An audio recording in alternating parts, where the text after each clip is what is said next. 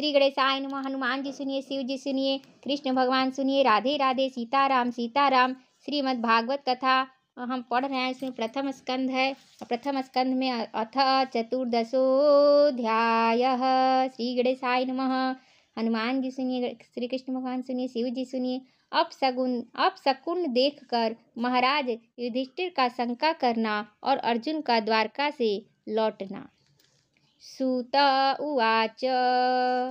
सूत जी कहते हैं, स्वजनों से मिलने और पुण्य श्लोक भगवान श्री कृष्ण अब क्या करना चाहते हैं, यह जानने के लिए अर्जुन द्वारका गए हुए थे। कई महीने बीत जाने पर भी अर्जुन वहां से लौट कर नहीं आए। धर्मराज युधिष्ठिर को बड़े भयंकर अपशकुन दिखने लगे। उन्होंने देखा काल की गति बड़ी विकट हो गई है। जिस समय जो ऋतु होनी चाहिए उस समय वह नहीं होती और उनकी क्रियाएं भी उल्टी ही होती है। लोग बड़े क्रोधी, लोभी और असत्यपरायण हो गए हैं। अपने जीवन निर्वाह के लिए लोग पापपूर्ण व्यापार करने लगे हैं। सारा व्यवहार कपट से भरा हुआ होता है।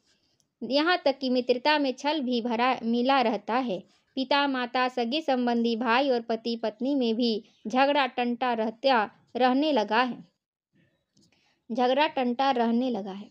कलिकाल के आ जाने से लोगों का स्वभाव ही लोभ, दंभ आदि अधर्म से अभिभूत हो गया है और प्रकृति में भी अत्यंत अरिष्ट सूचक अपशकुन होने लगे हैं। यह सब देखकर युधिष्ठिर ने अपने छोटे भाई भीमसेन से कहा। युधिष्ठिर ने कहा, भीमसेन, अर्जुन को हमने द्वारका इसलिए भेजा था कि वह वहां जाकर पुण्य श्लोक भगवान श्री कृष्ण क्या कर रहे हैं इसका पता लगा आए और संबंधियों से मिल भी आए।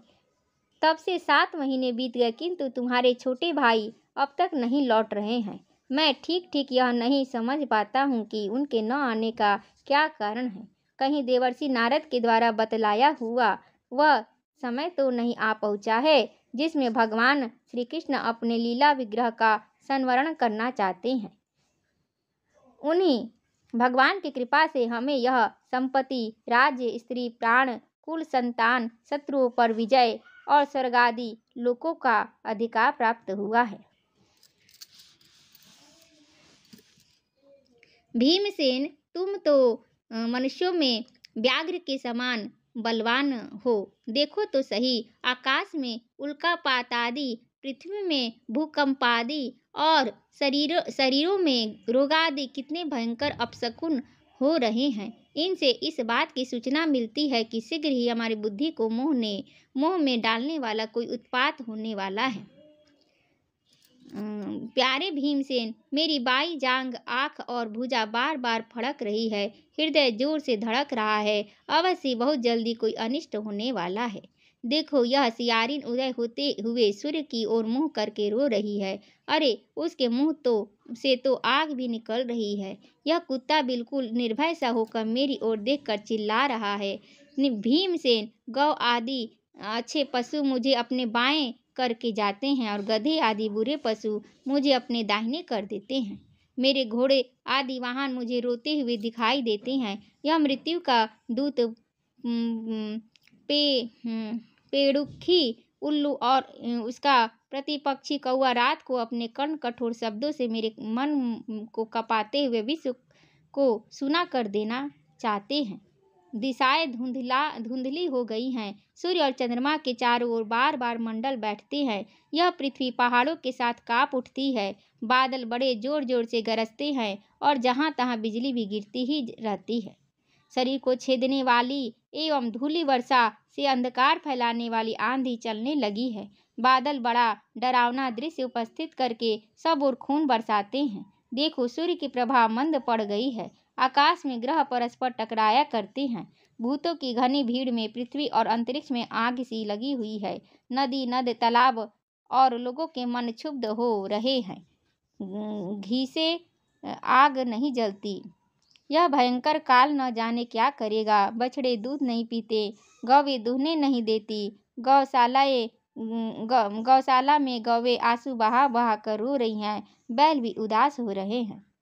देवताओं की मूर्तियां रो सी रही हैं। उनमें से पसीना चूने लगता है और वे हिलती डोलती भी है।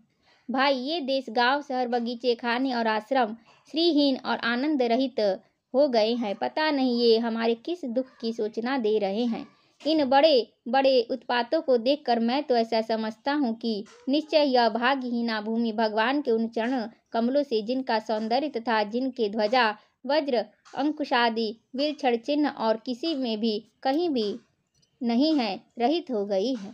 शौनक जी, राजा युधिष्ठिर इन भयंकर उत्पातों को देखकर मन ही मन चिंतित हो रहे थे कि द्वारका से लौटकर अर्जुन आए।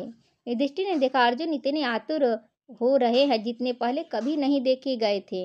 मुंह लटका हुआ है, कमल सरीखे नेत्रों से आंसू बह रहे हैं और शरीर में बिल्कुल कांति नहीं है। उनको इस रूप में अपने चरणों में पड़ा देखकर युधिष्ठिर घबरा गए। देवर्षि नारद की बातें याद करके उन्होंने सुहृदों के सामने ही अर्जुन से पूछा। युधिष्ठिर ने कहा, भाई, द्वारकापुरी में हमारे स्वजन संबंधी मधुभोज, दशार्ह, आर्ह, सात्वत, अंधक और विष्णुवंशी यादव कुशल से तो है। हमारे माननीय नाना सूरसेन जी प्रसन्न हैं। अपने छोटे भाई सहित मामा वसुदेव जी तो कुशल पूर्वक है।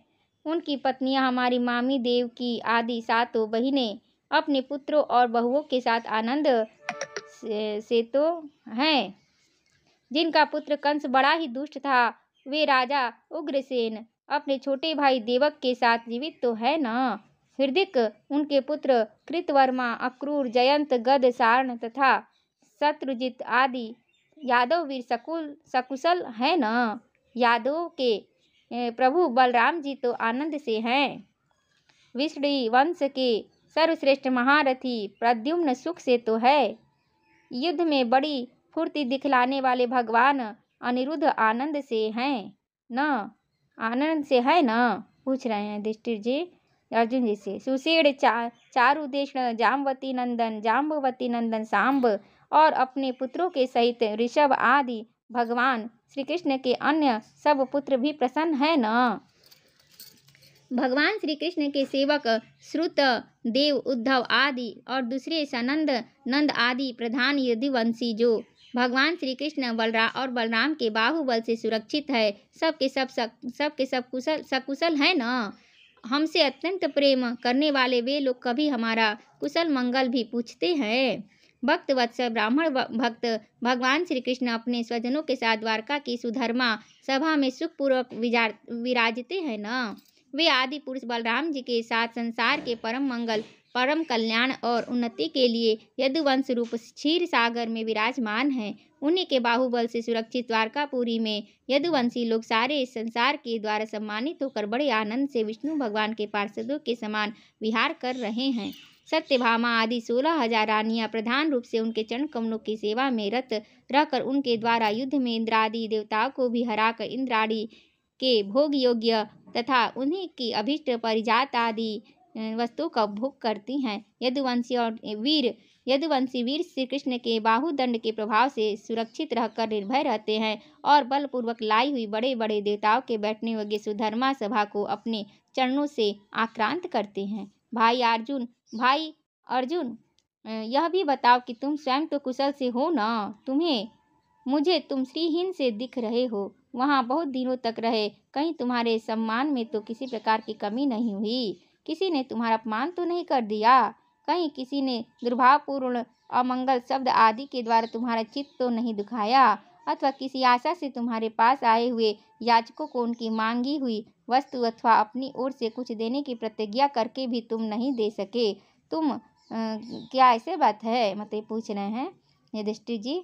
तुम सदा शरणागतों की रक्षा करते आए हो। कहीं किसी भी ब्राह्मण, बालक, गऊ, बूढ़े, रोगी, अबला अथवा अन्य किसी प्राणी का जो तुम्हारी शरण में आया हो तुमने त्याग तो नहीं कर दिया। कहीं तुमने अगम्या स्त्री से समागम तो नहीं किया, अथवा गमन करने योग्य स्त्री के साथ असत्कार पूर्वक समागम तो नहीं किया।